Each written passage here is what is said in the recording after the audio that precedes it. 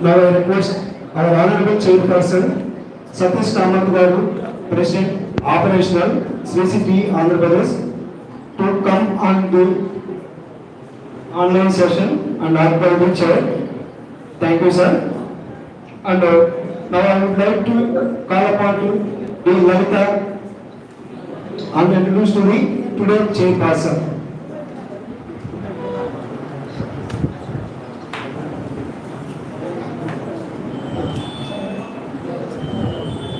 Good morning to everyone.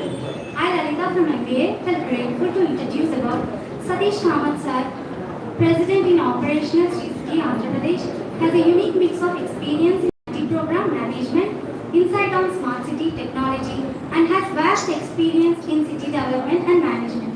He is a pioneer in smart sustainable city development and operations in India and an expert in smart city planning, development management, governance, and operations of the city. He has over 35 years of diverse professional experience in manufacturing, IT, infrastructure, and operations of smart cities. Prior to his role in Sri City, he managed a 12,000-acre smart hill city. Satish sir is an engineer and holds an MBA. He attended the Executive Management Program in IIMB, completed a course on developing affordable cities and affordable housing from Erasmus University, Rotterdam. Satish sir has a distinguished track record of establishing and managing offshore centers of excellence from ground-up driving process and quality transformations, executing complex time-critical projects across front, middle, and back office.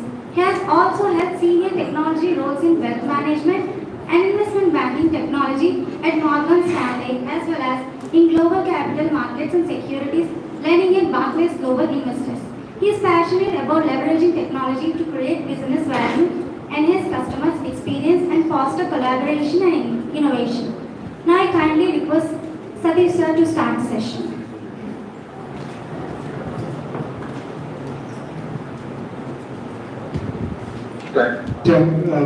Thank you, D. Lalita, for introducing the chairperson.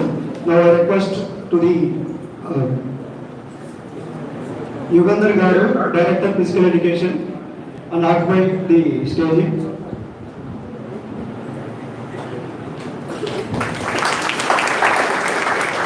And Professor K.B.N. Garu, occupy the co-research person. Now I hand over to the Satish Kamath Garu and continue the session. Thank you, sir. Thank you. Am I audible? Yes, sir.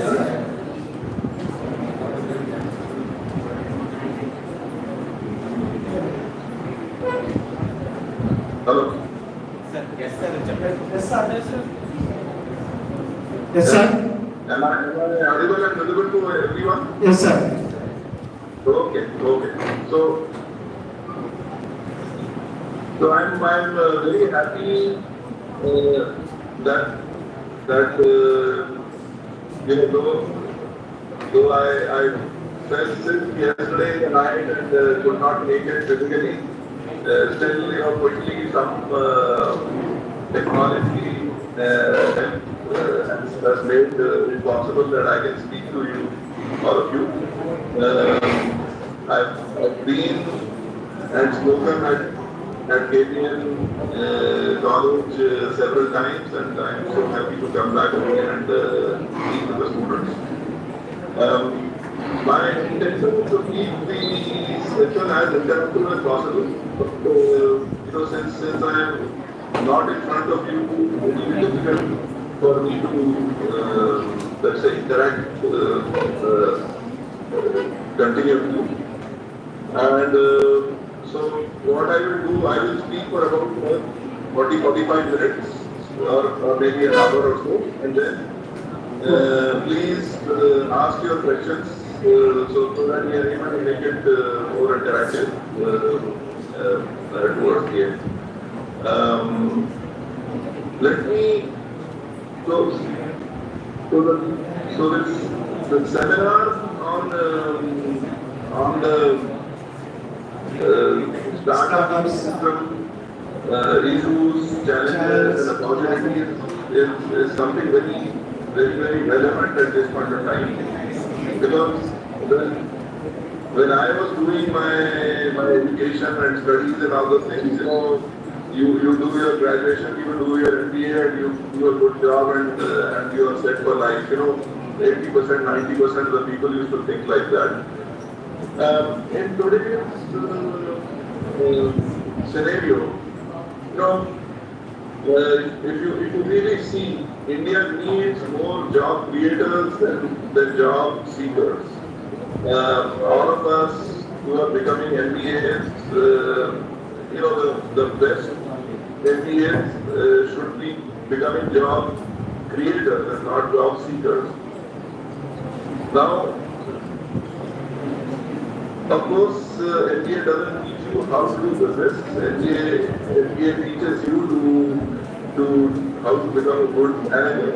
But the thing is, some of you, I'm sure, will have the attitude and the energy and the smartness to ultimately become startup businesses and sort of create opportunities for more people.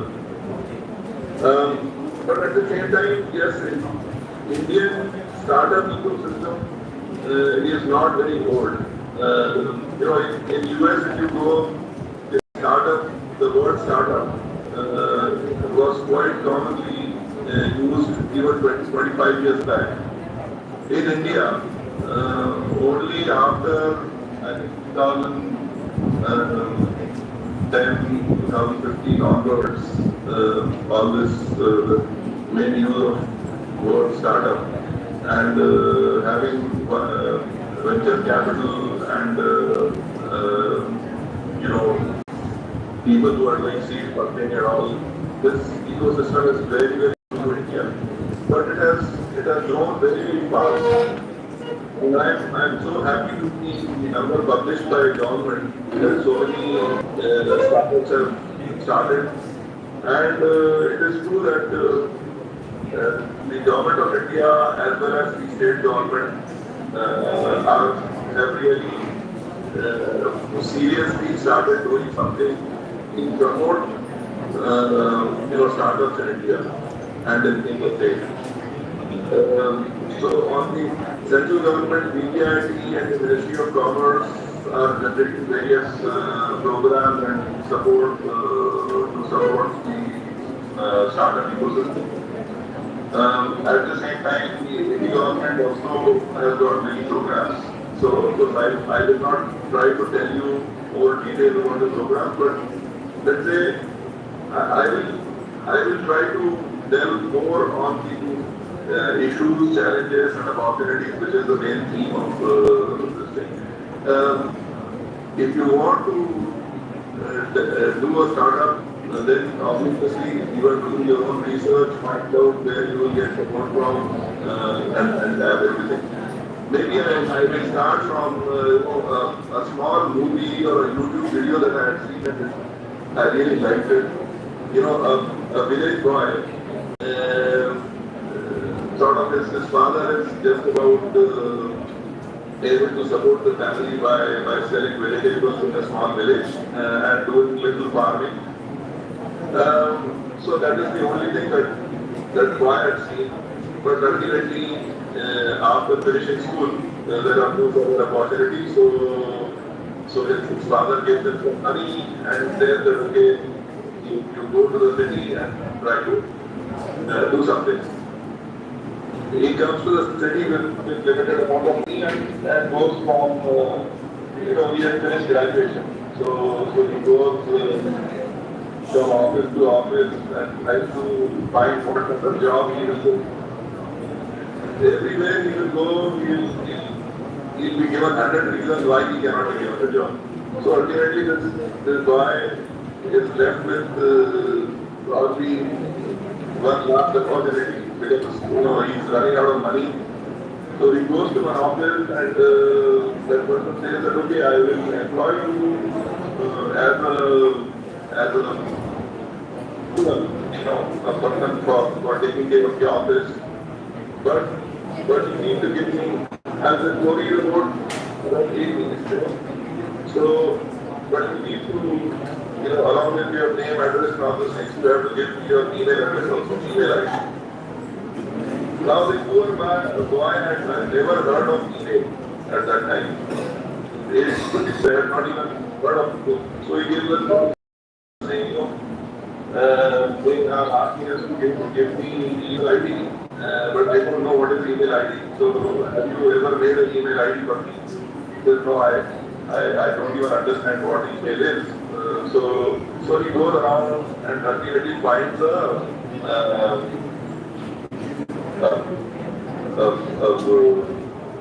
cyber cafe.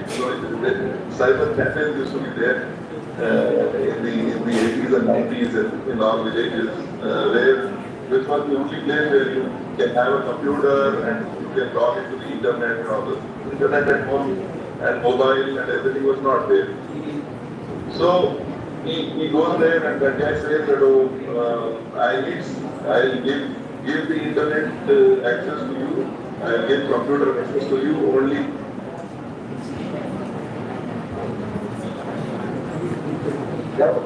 He had only 50 rupees in his pocket. He had only 50 rupees in his pocket and that person was asking for 1 hour for 60 rupees. So he said, okay, I need to earn some more money and then come back to 50 rupees. So what it does that with that 50 rupees, he goes to the nearby because his father was in the vegetable selling. So he purchases some tomatoes and puts them in a bag and goes house to house trying to sell it. And he is able to buy for 20 rupees and sell for 50 rupees like that, 2-3 houses he goes and he sells. So at the end of the day he has got 100 rupees. But then an idea comes to his mind that, okay, if I could, with 50 rupees I made 100 rupees, let me apply for that job later, but let me just go to the market and try to do something. So he goes to the market next day and goes to a wholesaler, vegetable wholesaler, that can you give me some credit and can you give me some vegetables? He says, no, I can't give you any credit and all those things. But if you have cash, with 100 rupees, he starts a business and continues. So instead of setting up a shop, he gets into the business of selling vegetable packets door to door. So he packs some vegetables in a packet, he will go to houses and he will say, okay, I have something for you. So that lady of the house doesn't have to go out and buy it, so that idea picks up. In a year or two, this business grows up so much that he becomes let's say, a businessman with some amount of money. So the moral of the story is that, sometimes we start up and to have that fire in the belly and the possibility and sort of survival instinct.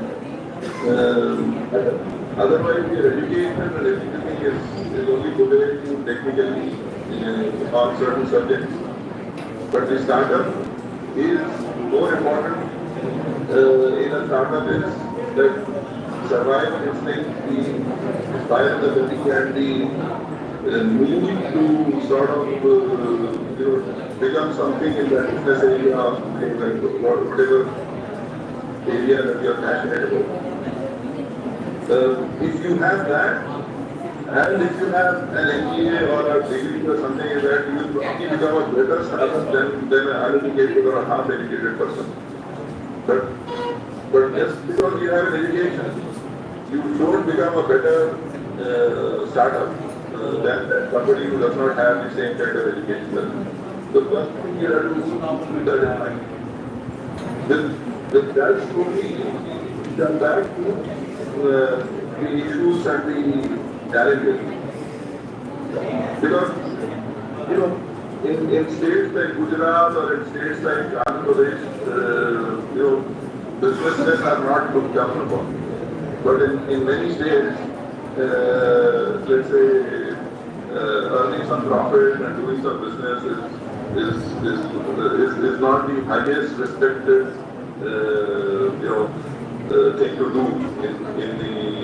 But fortunately, I've been in Andhra Pradesh for several years, and I see that businessmen are is a sort of doing your own business is lots and lots of people who want to do it, and they have the respect in the society. So at least your parents or the society will accept you as when you say I want to do a startup. They will certainly not reject that idea and dissuade you from trying to do that. But just because you want to do a business, that doesn't mean that that everything will fall in place and your business will be set up and running in a few days or a few months or something like that. A lot of hard work and planning and everything is required. So when it comes to issues and challenges, before issues and challenges, I want to let's say create some kind of a positive environment in your mind that okay, challenges will always be there, issues will always be there, but first look at the positive side. What are the opportunities? Now, if you come to India and you want to start up a business in India, the opportunities that have been created by the government, digital infrastructure that the country has created. In fact, if you compare the digital infrastructure of India to even developed countries, I think we are much ahead. It is on this infrastructure, the micro payments, K.B.N and those kind of things that have started, the payment infrastructure, the Aadhaar card and crores and crores of people have become bank account holders of the sector in the last several years. All transactions, all government benefits are transferred to them directly into their bank through the digital infrastructure. So this digital infrastructure that we have is a big highway on which you can create your own startup and that could take off. So first opportunity in India is the digital infrastructure. The second one is the large domestic market. Most small countries, say for example Singapore or UAE or smaller countries with not so great economies and all the things. The big problem is that whatever they do, most of the customers will be outside of that country. So they have to export. They have to export, otherwise there is no business. Say for example, you start something in a small country like Sri Lanka. Sri Lanka doesn't have a big market, so you have to sell outside. In India, there is such a big market, such a big economy that you have a lot of opportunity to do a startup with your customers all in India, and still the scale could be huge.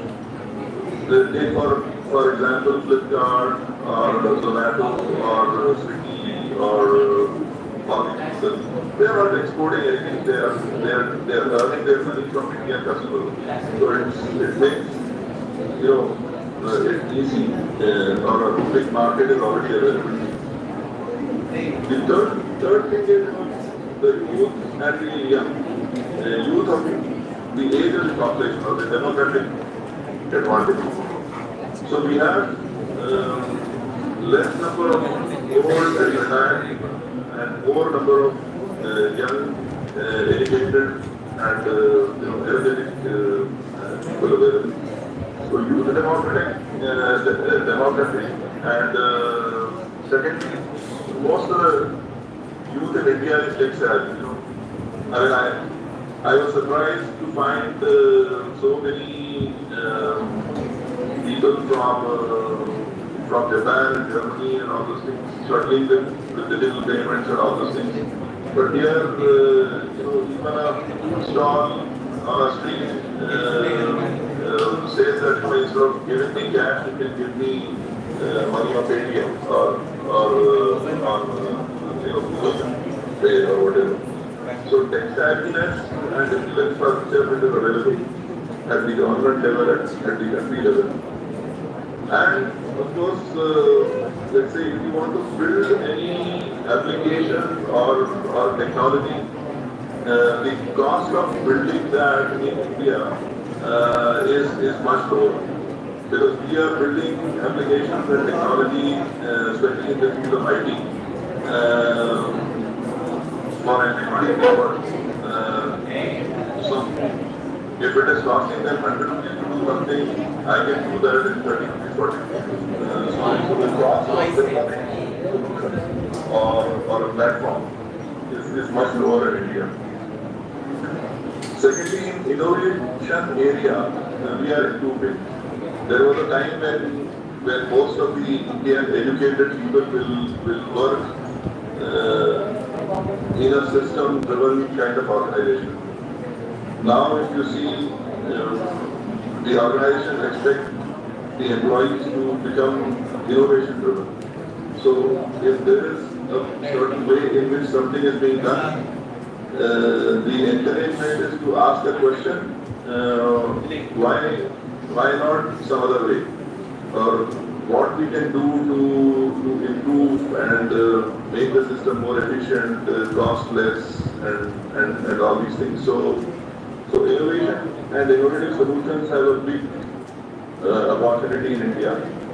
Demand for innovation system in areas like healthcare, education, fintech, you had many fintech companies. I mean, if you see the sequence in which, let's say, waves of startups have happened in India. So the first round was, I think, driven by e-commerce. So you had the Flipkart and the Mintras and mobile-based businesses and all those things. The second wave was of fintech, K.B.N and EdTech, fintech, EdTech. So all these and the convenience drivers, like Swiggy and Zomato. I want to order food, I want to order groceries, sitting at home. So e-commerce, but convenience driven. So micro payments, let's say services, small transactions, all those things were made possible because you don't need essentially a credit card. You can have a Paytm account or a Google Pay account and you'll be able to make payments, and the vendor or the business will be able to accept payments very, very easily without having costly and high overhead methods like credit card payment or debit card payments and all these things. So banks were completely not required in the payment mechanism for micropayments here. The third wave, which is sort of going on right now, is mostly driven by defense tech, space tech,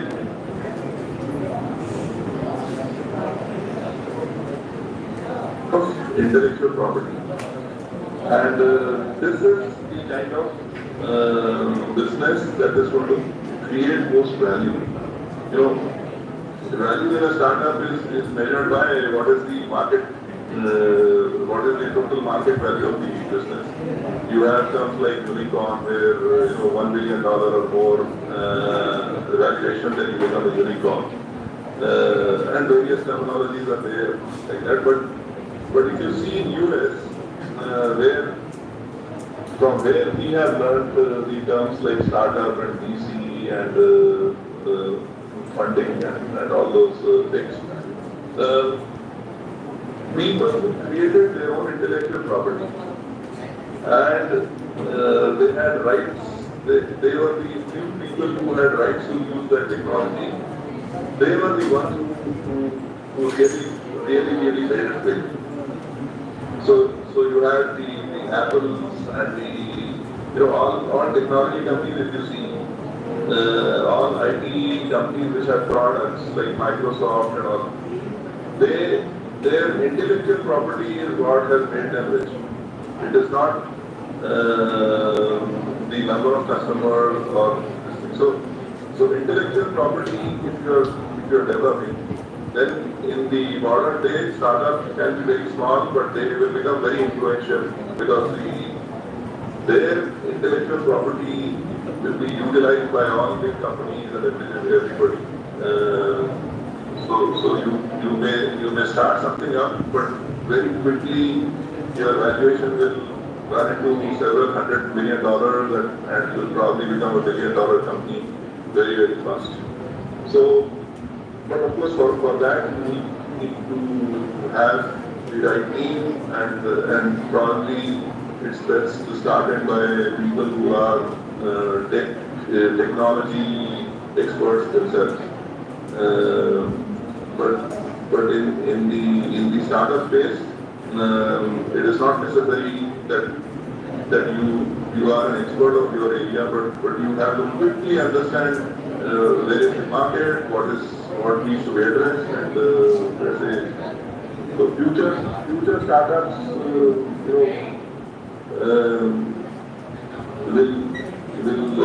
of course exploit the digitization and mass application of digitization which is possible in India now. But there are big opportunities that they can create in job creation, skill development. So you have edtech companies which are sort of course some edtech companies, I am not too excited about it, but their valuation is so high, which are trying to coach you for some competitive exam or some K.B.N or NEET or this and that. But this will go away slowly. This craze will go away.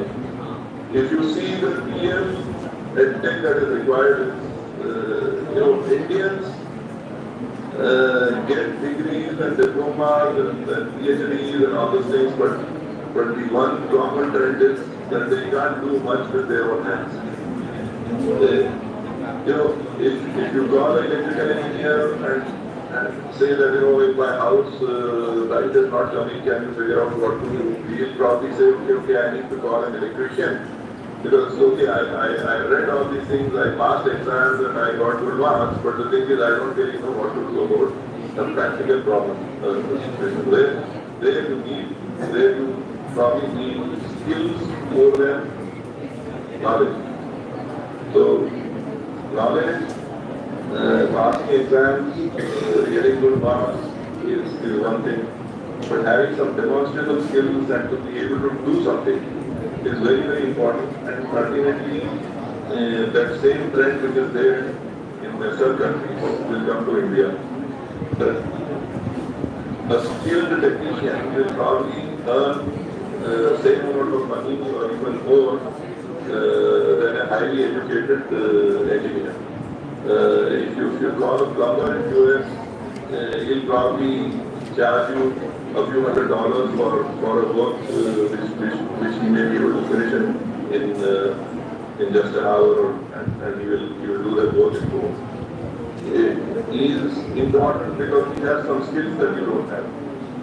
Similarly, a lot of Indian youngsters, especially in the small towns and villages, when they get educational degrees and all those things, at the end of the degree they realize that, where can I go and apply? They don't have any demonstrable skills.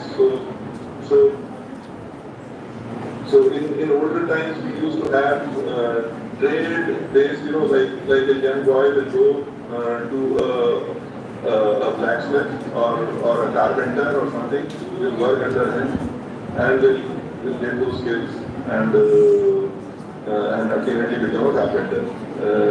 And then he'll become an independent businessman. In India, thousands and thousands of people are getting educated, and then everybody wants a government job. Everybody wants to compete for certain jobs that are getting opened in government or something like that. Yes, government jobs are important, but the thing is, slowly the size of the government will become smaller and smaller. The number of people, educated people that are coming out in India is so high that government cannot give jobs to all of them. If you expect government only to generate jobs, it is not going to happen. So we have thousands and thousands of people who are educated, but they don't have any skills. So nobody wants them. So they want jobs without skills. So in your startups, if you are able to create some skills, if you are able to create an ability for people to earn money by doing something, those kind of education tech is still not there in India. So rural to urban transformation, which let's say, since I am from the development space, we have seen it that a farmer only has skills to do farming. When an industry opens there, the farmer has to reskill, or farmer's son has to reskill. Only then he becomes a successful industrial worker or supervisor or something like that. So that continuous learning and acquiring new skills, India is required, and there is huge opportunity for startups to work in that area. Expanding and moving from rural to urban, or from agricultural to non-agricultural, it is a big transition that is happening across India. 60% of our people are farmers at this point of time, are dependent on farming income. 40% only are everything else, services, manufacturing services, mining, this, that, all put together is still less than the number of people engaged in farming. In any developed country, you see there are not more than 10 or 15% people who are engaged in farming. That means there is a great opportunity in India to develop technologies and solutions which will make farming more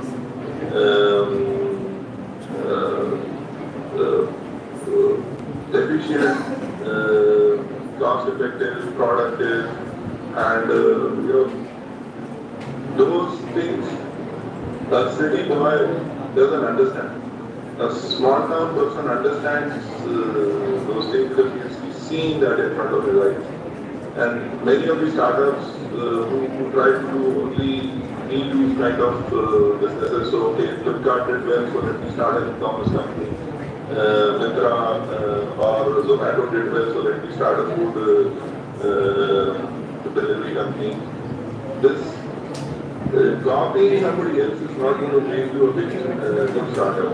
Understanding of what is required in the market and which number of people will be interested in buying your services is the key thing where the startup founder has to, it is very critical. So, even in the rural area and all those things, now drone and data collection, crop data.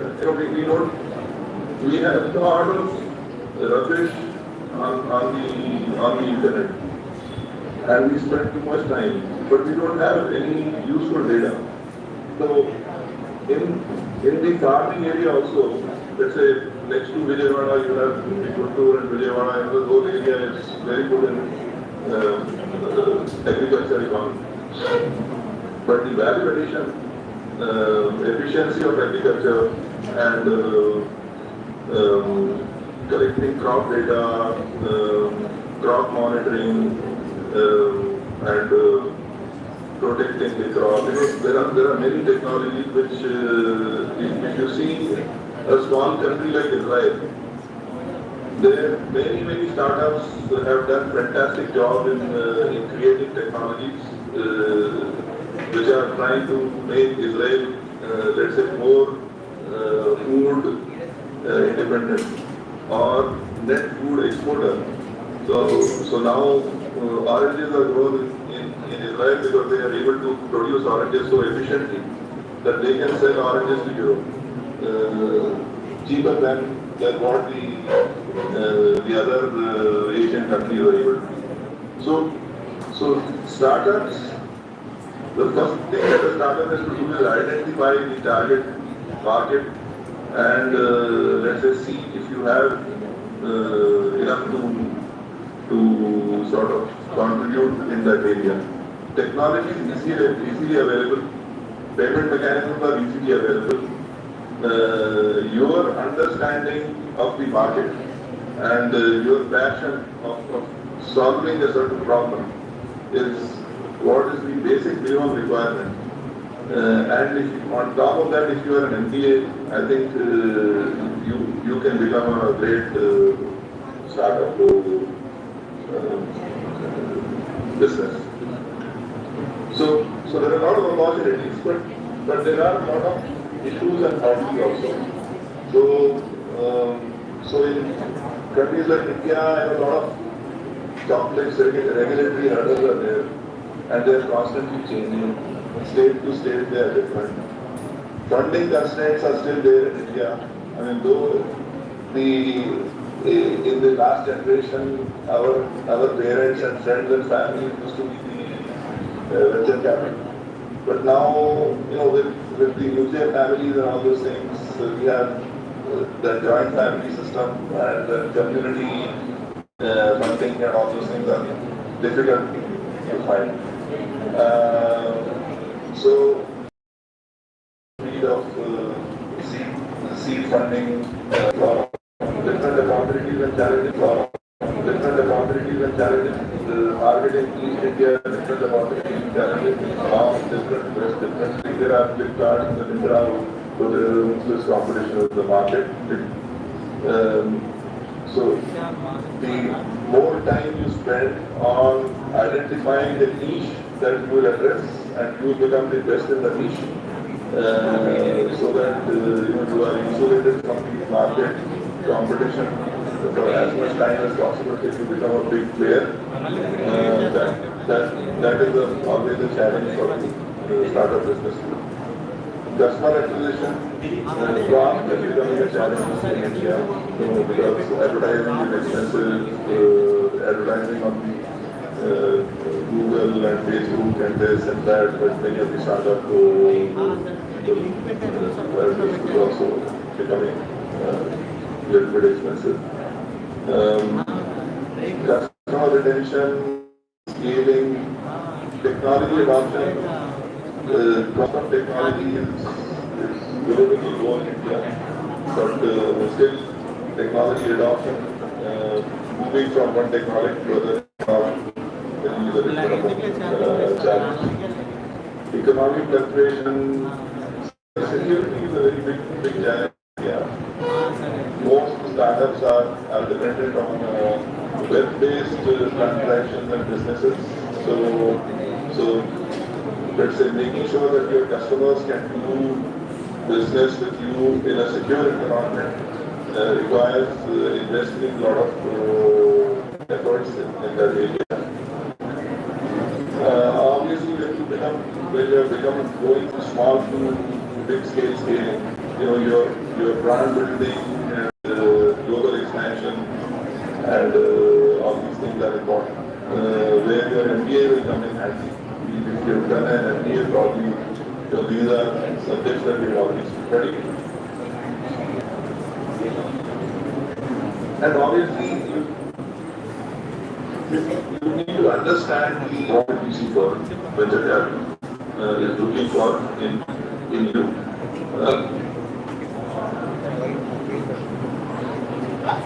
And they want exit.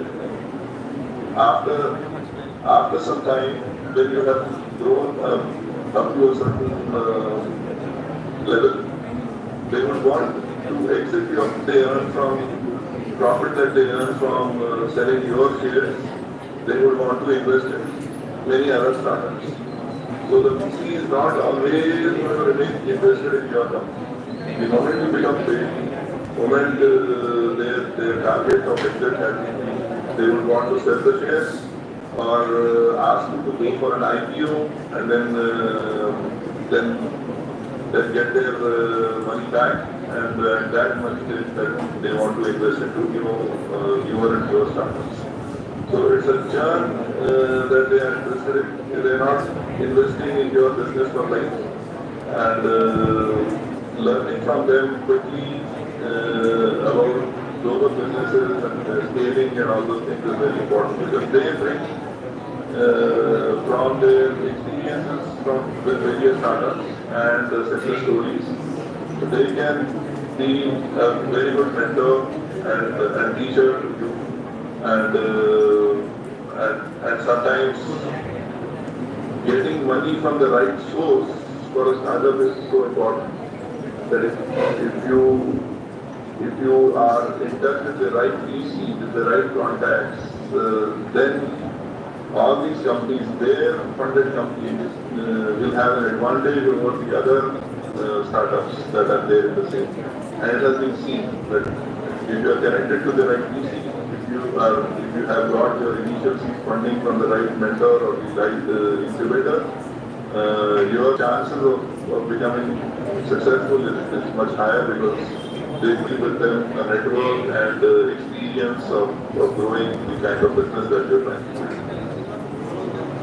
So, there are a lot of things that we can keep talking about startups, but at this point of time I would want to stop and sort of check if any of you have any questions, so that we can be more specific in answering a question that you have in mind. Because ultimately the whole idea is that sit in these seminars and try to see how you can become a startup business yourself. And so at this point of time, can I ask the organizer team to pass on the mic to anybody who wants a question?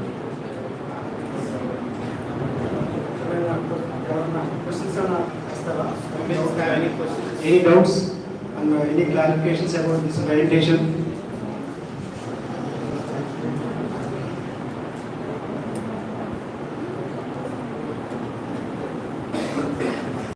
You as an employee also will be doing lot of entrepreneurship work. So that's the reason why I would like to know what you have done here in CCT and Smart City. Kindly let us know. Okay. So let's say Sri City is also a startup.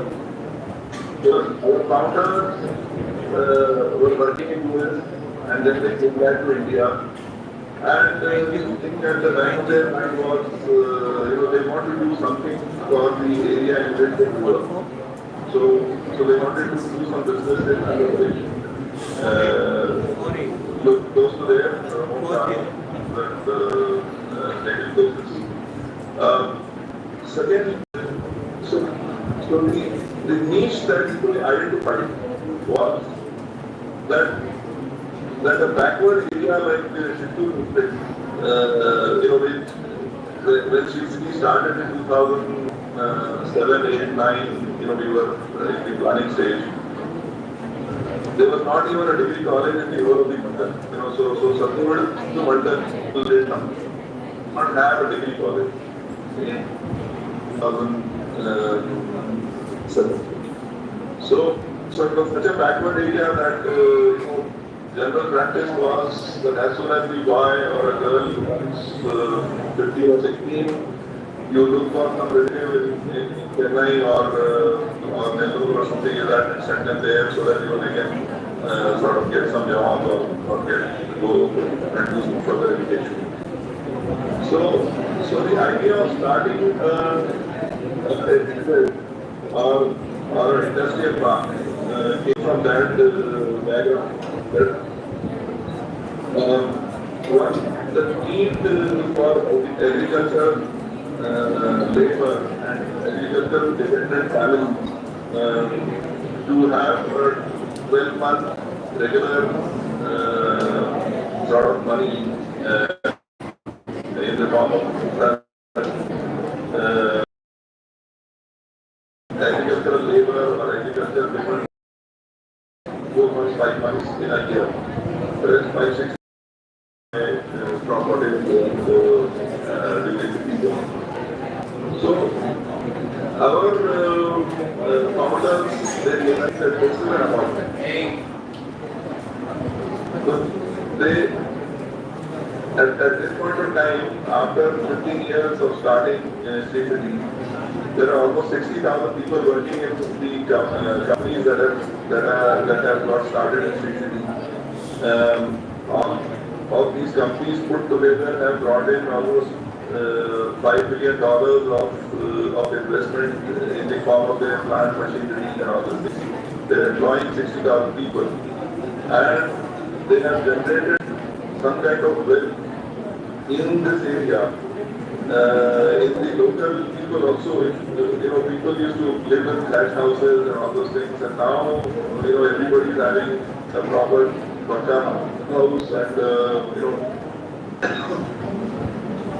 everybody is having a two-wheeler or a four-wheeler and all those things. So the thing is, there is economic development as well as, let's say, the society has benefited out of an industrial park that has come in here.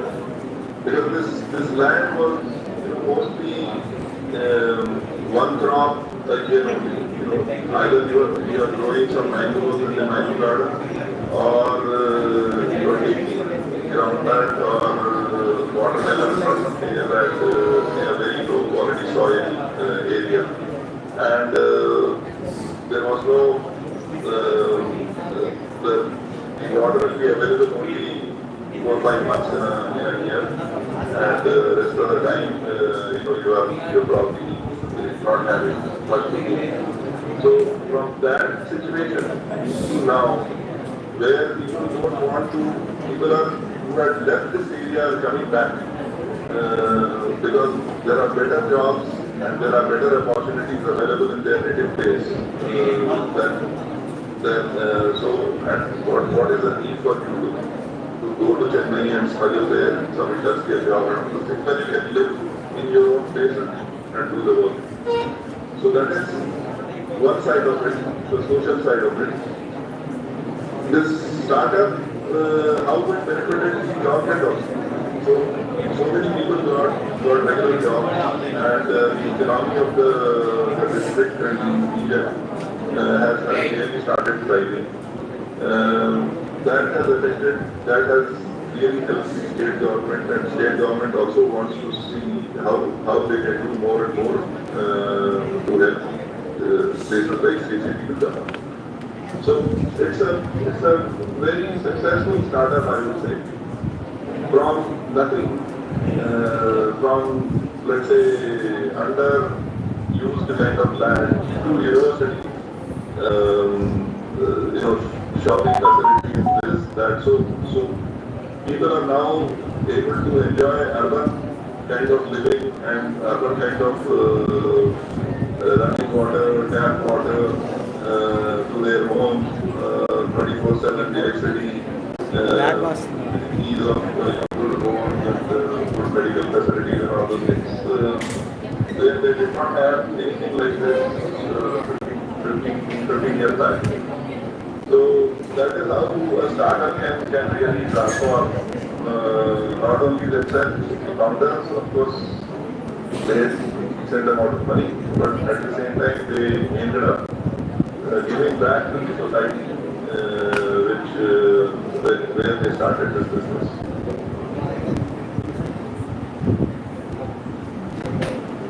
Thank you, sir. Nice presentation, sir.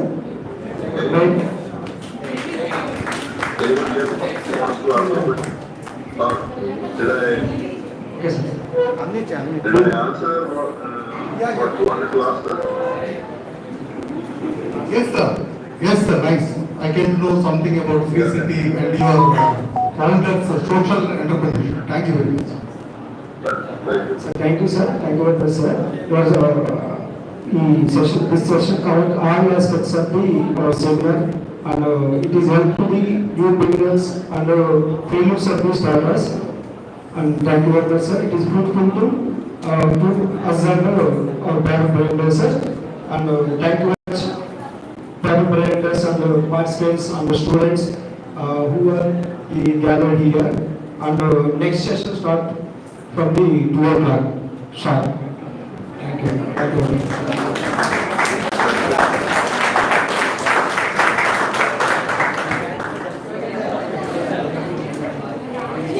Lunch canteen దగ్గర అండి participants